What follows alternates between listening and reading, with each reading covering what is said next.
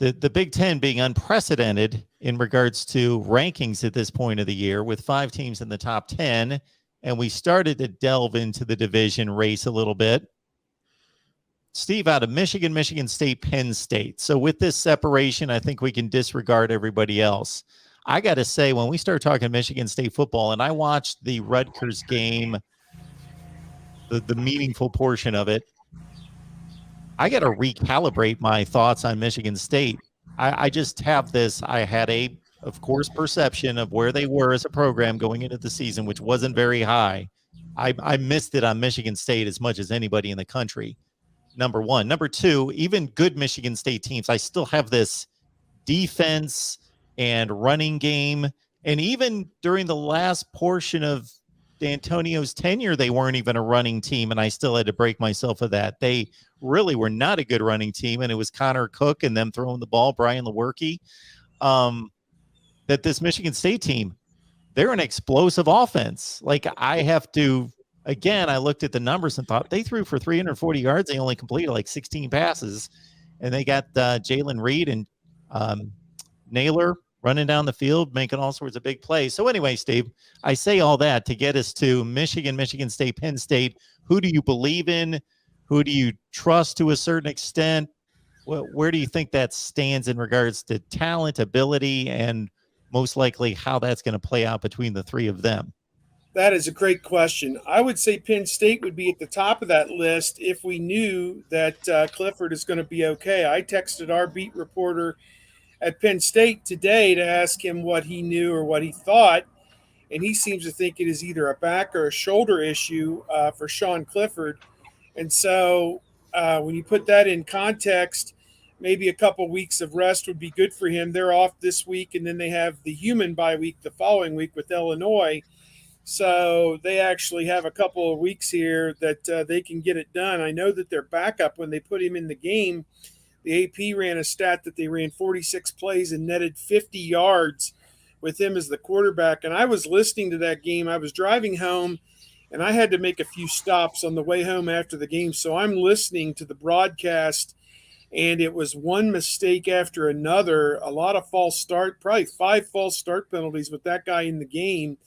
And I know if it was Todd Blackledge or whoever was doing the game kept saying, they're trying to clap, and you can't clap with this loud Iowa crowd there. So I think Penn State is for real, particularly if Clifford is available. I think Michigan's defense seems to be pretty good. I think Michigan's offense is a little spotty still, and you can maybe take some things away from them if you're out physical them. Michigan State, as I said, I just have not watched as closely as the others. They just haven't been on at a time when it was convenient for me to flip over and see them play. But you read the box score, and what is it? Peyton Thorne is the quarterback, and he's throwing for 250 every week. And Kenneth Walker III is the running back, and he's pushing 200 yards a lot of weeks. So I see people have him on their Heisman ballot right now. So he's put up some huge numbers. Again, Michigan State hasn't won anything in probably about 6 years. So it's been a long time between drinks of water for Michigan State. So these are heady times for them, and that can cut one of two ways. Either you're so giddy and just so euphoric over how well things are going that you're oblivious to the tight situations that you're in, and you just keep on winning. Or when that tight moment comes, you freeze up and say, okay, we're playing on house money. It doesn't really matter what we do here.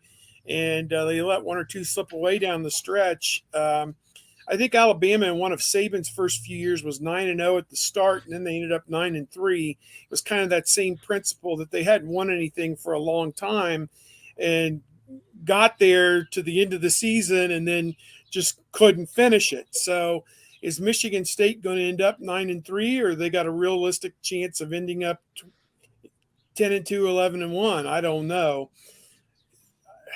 I don't know if anybody's going to go 0-3 in those games against one another. you look at Michigan, I think they have to go to Penn State and Michigan State, and that's going to be tough for them. Ohio State's got Michigan and Penn State at home, but has to go to Michigan. So, um, man, they're all good. I don't know that any of them are national championship good. And if Ohio State plays like they're capable, I don't think any of them are capable of beating Ohio State. So I think the rankings are probably about right the way they are right now. Before Tony goes, you guys wouldn't believe how many times, if there's something that's fairly inaccurate or stated within a conversation, how many people want me to call people out. So anyway, I'll bring it full circle, Steve, in regards to what you had to say about this Alabama team that lost 3 games, because that was the 2010 team. And they actually, they underachieved. They had won the national championship in 2009. Then they go into 2010, number 1. They lose 3 games, but it was one of those, they lost 3 games, but we still know that they're really, really, really good and loaded. And that was a team that played a 1-loss Michigan State team in the Capital One Bowl, and 11-1, the team that tied Ohio State's Tressel's last team, and Wisconsin for the Big Ten championship the 1 year prior to the first Big Ten championship game. So anyway, a 11-1 Michigan State team against that Alabama team that you referenced, and Alabama won that game 49-7. They got a hold of a team that had overachieved a little bit. Tony, Mark, Michigan State, Penn State. Let me touch on that bowl game with the SEC. Michigan State just didn't want to be there. Yeah, Alabama did. You're 11-1. That's how it is. When they lose the Sugar Bowl to Hawaii or whatever that was that 1 year. Didn't want to be there. Didn't want Utah. Oh wait, yeah. It all runs together. It doesn't work that way, Tony. No. No. Oh. Well, Big Ten teams always want to be in bowl games and always do their best. Yes. They only lose because they're not talented enough. They're not fast enough. Especially not fast enough. Yes, we all know that all too well. The thing that I like about Michigan State is that they have changed things completely around. Like, they have turned it completely around. So it's hard for me to believe in them, but also look what they've done. I mean, it's not nothing. Now, could they trip up at Indiana? Absolutely. Do I think it's going to happen? That wouldn't shock me, because it's still Michigan State, and Indiana has a decent defense, but Michigan State may have the second best offense in the Big Ten, and Kenneth Walker may be the Silver Football Award winner this year. They are, I think, second in the Big Ten in yards per carry, first in just conference games. Peyton Thorne is number 2 in passing efficiency behind C.J. Stroud. So they're able to throw the ball. They're able to run it. They're balanced. You want to take Kenneth Walker away? Okay, they've got some big play receivers. Defense has been playing well also. I've been completely blown away by what Mel Tucker has done. I did not think this was really possible. Certainly not this year. Like, let's see what he can do over the course of the years. Not this year, especially after last year being a complete mess for so many other teams. Now, the good thing for Michigan State, both Penn State and Michigan come to East Lansing. So they'll have the advantage there. And I'm not even a believer in Penn State's offense with Sean Clifford. They're better, certainly, but they don't run. Like, I think Big Ten teams can stop them in the run. Not a huge believer in Cade McNamara at Michigan. He's very limited. Their running game is coming and going now, and I don't know that they're all that difficult to scheme for, especially if they're not going to be executing at a particularly high level with a passing game.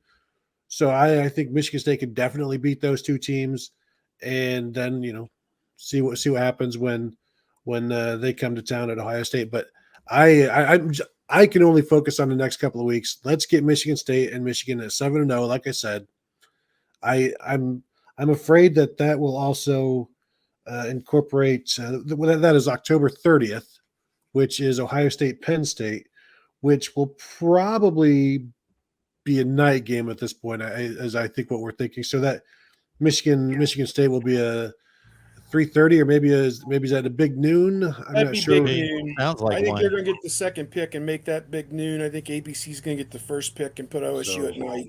So I would love to be able to sit and watch that game and then get in the car and head to campus for 2 very huge games, and that's not even like Wisconsin and Iowa play that same day, I think, as well. So A big day. Could have been made bigger by a better Wisconsin team, but I'll take it.